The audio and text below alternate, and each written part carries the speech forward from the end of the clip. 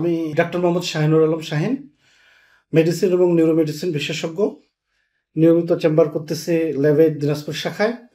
আমি আজকে একটা গুরুত্বপূর্ণ বিষয় নিয়ে কথা বলবো। প্রথম বিষয় হলো হচ্ছে মাথা ব্যথা। আমরা জানি আমাদের প্রত্যেক জীবনে একটা গুরুত্বপূর্ণ সমস্যা হচ্ছে মাথা ব্যথা। মাথা ব্যথা আসলে বিভিন্ন রকম হয়ে থাকে। তোর মধ্যে একটা গুরুত্বপূর্ণ মাথা ব্যথা হচ্ছে টেনশন টাইপ হেডেক, যেটা দুশ্চিন্তাগ্রস্ত মাথা ব্যথা আমরা বলে থাকি। এই মাথা ব্যথা আমাদের শেষ বিকালের শেষের দিকে হয়ে থাকে।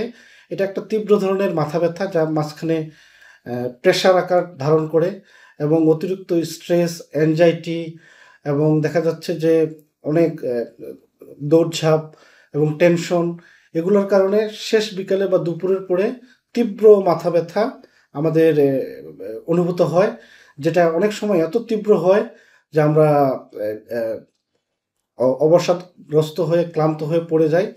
অনেক সময় এই মাথা ব্যথার সাথে দেখা যাচ্ছে যে আমাদের বমি বমি ভাব, খুব অস্থিরতা, বুক ধড়ফড়, শরীর অসাড় হয়ে যাওয়া এবং ভালো না লাগা, মানুষের সাথে অযথা রাগারাগি করা, এটার সাথে সম্পর্কযুক্ত। এই তীব্র মাথা ব্যথা আমরা যদি নিয়মিত চিকিৎসা এবং নিয়মিত কিছু ওষুধ সেবনের মাধ্যমে যদি আমরা এটাকে প্রতিরোধ করতে পারি, তাহলে আমরা সহজে এই তীব্র মাথা ব্যথা থেকে সহজে আমরা বেরিয়ে আসতে পারবো।